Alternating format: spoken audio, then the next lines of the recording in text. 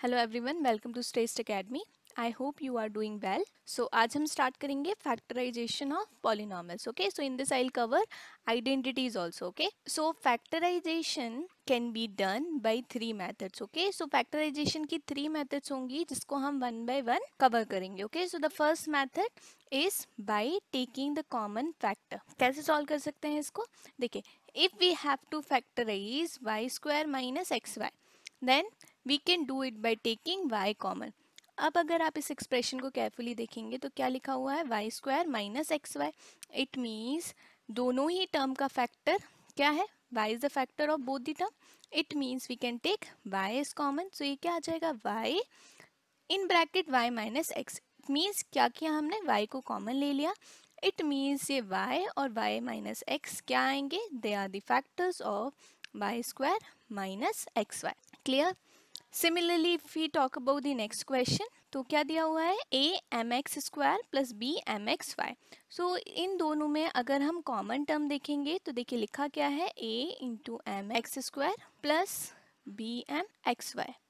Right, तो दोनों में ही कॉमन टर्म क्या है? तो m दोनों में ही है। Similarly we have x in both the term. Okay, तो क्या लिख सकते हैं हम common? We can write m x as common term और ब्रैकेट में क्या आ जाएगा? A x plus b y. तो हम कर क्या रहे हैं? बस जो भी कॉमन टर्म है उसको बाहर लिख रहे हैं और जो भी नॉन कॉमन है उसको एक ब्रैकेट में लिख रहे हैं। Right, so these are the two factors of the given expression. Clear? So next if we talk about second method which is by grouping, तो इन दैट केस क्या करना है? देखिए, कुछ एक्सप्रेशन ऐसी होंगी जिसमें से आप सभी टर्म में से कुछ भी कॉमन नहीं ले सकते। राइट, फॉर एग्जाम्पल क्या इन चारों टर्म से आप कोई भी फैक्टर कॉमन ले सकते हैं? No. Right, so in that case क्या करेंगे? In that case we will try to make some group. Okay, so आप क्या करेंगे? इन दोनों का ग्रुप बना लीजिए। राइट, सिमिलरली इन दोनों का ग्रुप बना लीजिए।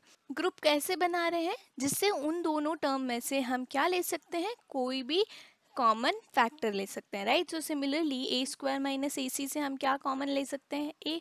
सो क्या आएगा? ए माइनस सी। यहाँ से क्या कॉमन ले सकते हैं? Again B. सो ये क्या आ जाएगा? ए माइनस सी। सो अब देखिए दोनों में a minus c is a common factor. Right, तो a माइनस सी को लिखेंगे और जो भी रिमेनिंग टर्म है that is a and b। Okay, so उनको नेक्स्ट ब्रैकेट में लिख देंगे। राइट, तो क्या आ जाएगा? a minus c and a plus b। okay, so in this way we can just make groups and then we can use the method of common factor. okay, for example अगर हम इस question को देखेंगे तो again क्या हम चारों term में से कोई नंबर कॉमन ले सकते हैं? नो। राइट, तो क्या करेंगे? We'll make two groups. So ये क्या आएगा? 6ab माइनस बी स्क्वायर, ये एक ग्रुप बन गया। नेक्स्ट ग्रुप क्या होगा? 12ac minus 2bc। तो अब इन दोनों में से क्या कॉमन ले सकते हैं? इन दोनों में से b विल बी कॉमन। तो क्या आएगा? 6a minus b। Similarly in दोनों में से क्या कॉमन ले सकते हैं? सो इट विल बी 2c। तो क्या आ जाएगा? 6a minus b। तो अगेन आप देख सकते हैं ये दोनों फैक्टर कॉमन है। राइट, तो क्या आ जाएगा? 6a माइनस b और जो भी रिमेनिंग टर्म्स है that is b plus 2c, that will be the other factor. Okay, so in this way we can solve the question by method of grouping. So next if we talk about the third method, this is the most important method which is by splitting the middle term. So most of the time हमको यही method use करनी है to solve the question when it is quadratic form. Right, that is x square plus bx plus c. It means degree क्या होनी चाहिए? Degree should be 2. Right, so in that case क्या करेंगे? We will try to split the middle term in such a way that the sum of those two numbers, right, will be equal to b and the product of those two numbers will be equal to what? Will be equal to c. But the condition is where the coefficient of x square is what? 1. Right, so in this way we can use splitting the middle term. तो सबसे पहले देखिए coefficient of x square is 1। Right, so कैसे split करेंगे इस question को? Again we will try to split 16 in such a way कि जो दो नंबर्स आएंगे उनका सम क्या आएगा? 16, that is 16 is equal to p plus q और उनका प्रोडक्ट क्या आएगा 63। लेकिन कंडीशन क्या है, यहाँ कोफिशिएंट क्या है 1 है, राइट। अगर कोफिशिएंट 1 नहीं होता तो हम क्या करेंगे, इन दोनों का प्रोडक्ट करते हैं, राइट। बट यहाँ कोफिशिएंट 1 है तो हम क्या ले सकते हैं, only the last term. Clear. So ऐसे कौन से दो नंबर हो सकते हैं जिनका सम 16 हो और प्रोडक्ट 63 हो?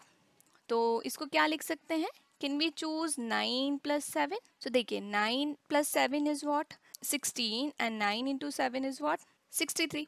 क्लियर। सो हम क्या लिखेंगे इसको, x² plus 9 + 7 x plus 9 × 7।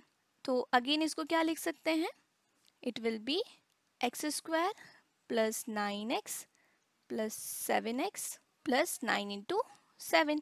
Clear. अब यहाँ से क्या कॉमन ले सकते हैं, x प्लस 9, और यहाँ से क्या कॉमन ले सकते हैं 7, सो it will be x plus 9। तो दो फैक्टर्स क्या आ जाएंगे, x plus 9 and x plus 7। Clear. देखिए वन मोर थिंग, अगर आप चाहें तो डायरेक्टली इसको लिख सकते हैं, जब p और q की वैल्यू आपको डायरेक्टली यहाँ मिल गई है तो आप डायरेक्टली इसको लिख सकते हैं, it will be x plus 9 and x plus 7। और अगर आपको ऐसे सॉल्व करना है तो आप ऐसे सॉल्व कर सकते हैं।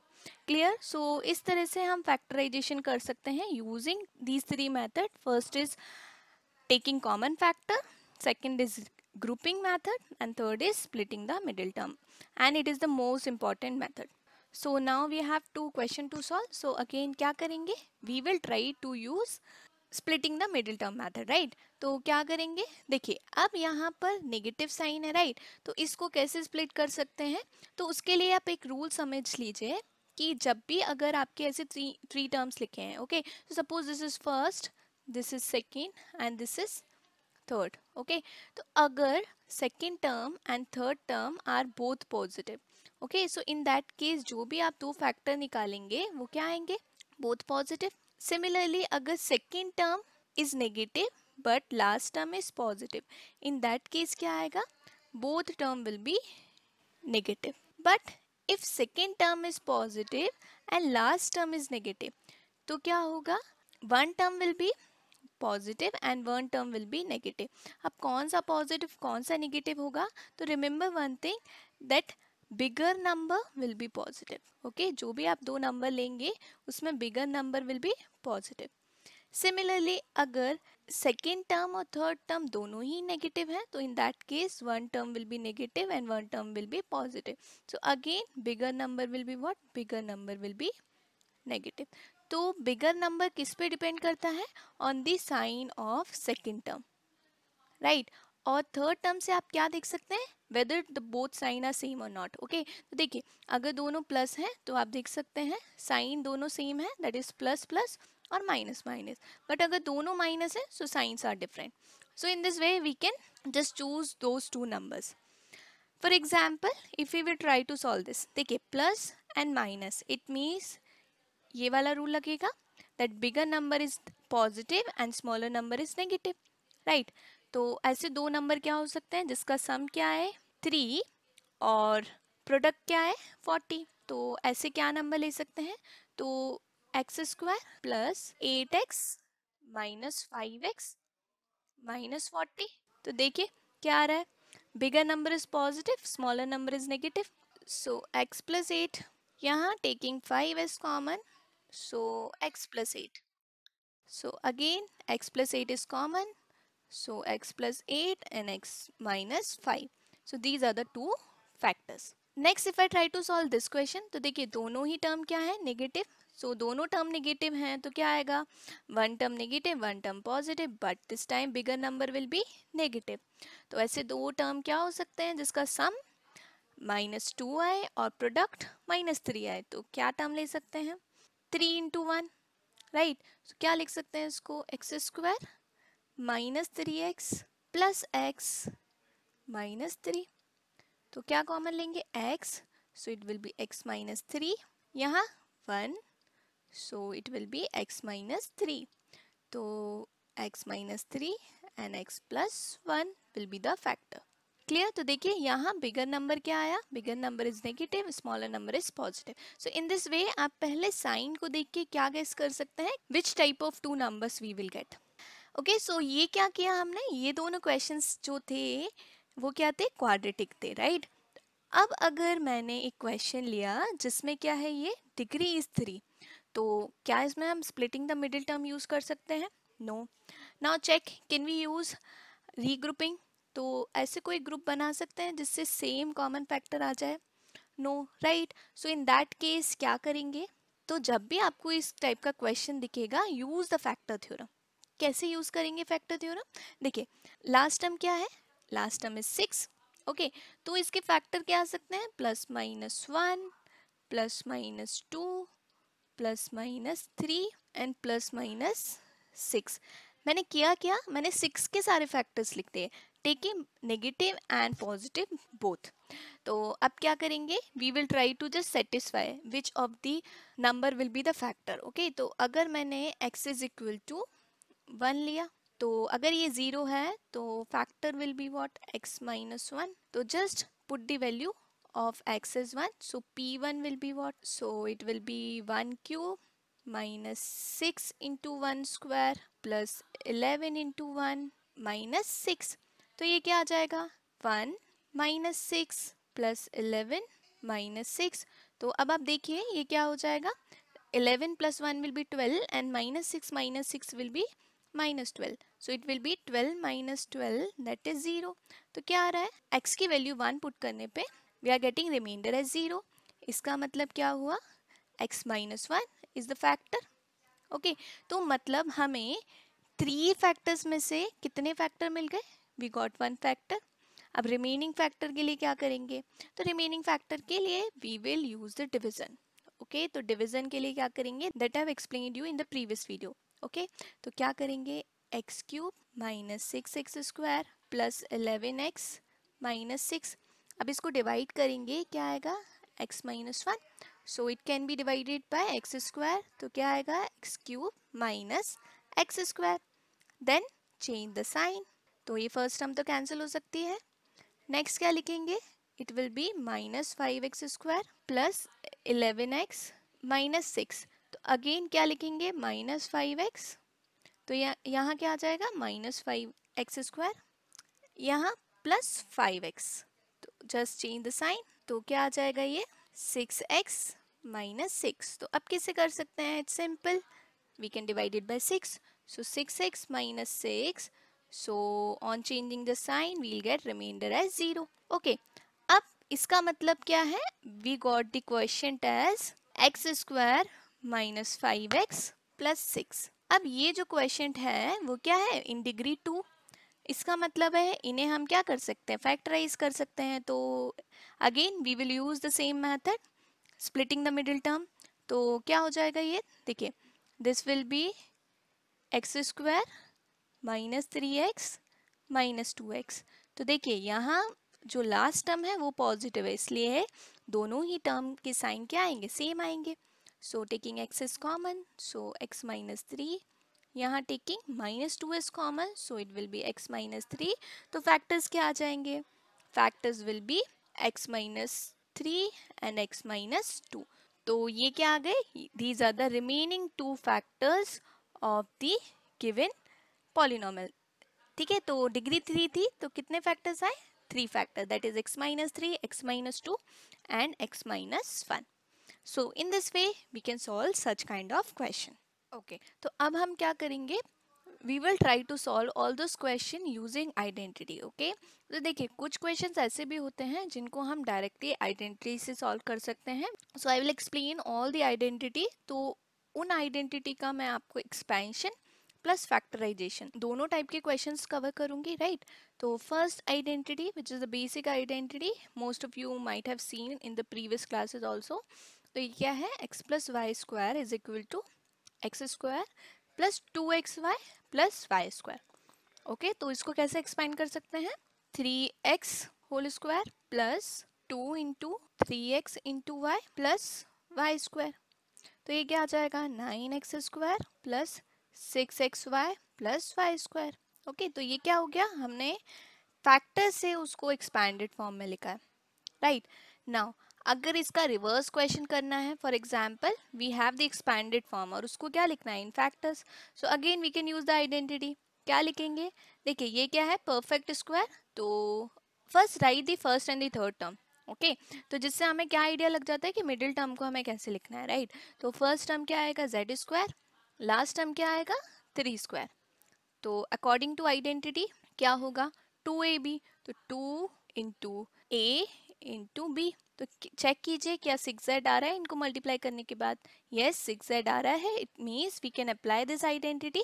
सो ये क्या हो जाएगा, z plus 3 whole square, okay. तो इस टाइप से हम आइडेंटिटी का यूज कर सकते हैं in expansion as well as in factorisation, clear. So next if we try to use the second identity, तो इसमें बस चेंज क्या है, we have taken negative sign, तो ये भी क्या आ जाएगा, देखिए जो मिडिल टर्म है दैट इज 2xy टर्म, वो क्या हो जाएगी, नेगेटिव। बट कुछ लोगों को डाउट हो सकता है कि यहाँ भी तो y है, यहाँ क्यों नेगेटिव साइन नहीं है, बिकॉज देखिए यहाँ स्क्वायर टर्म है, तो स्क्वायर ऑटोमेटिकली इसको क्या बना देगा, पॉजिटिव। यहाँ क्या है, ओनली 1 पावर है, सो इसके वजह से ये क्या है, माइनस साइन है, क्लियर। सो ये क्या आ जाएगा, 2y whole square minus 2 into a into b. अब डोंट टेक द साइन, हम क्या ले रहे हैं, a is equal to 2y, b is equal to 1, okay. यहाँ क्या आ जाएगा, 1 स्क्वायर, तो 4y square minus 4y plus 1, तो ये क्या हो जाएगा, expanded form of the given factors, clear. अब अगर नेक्स्ट क्वेश्चन को देखेंगे तो एक्सपेंशन दिया हुआ है हमें, इसे क्या लिखना है हमें, in factors. So again we'll try to use the identity. तो देखिए फर्स्ट टर्म क्या है, 2m whole square, that is a perfect square.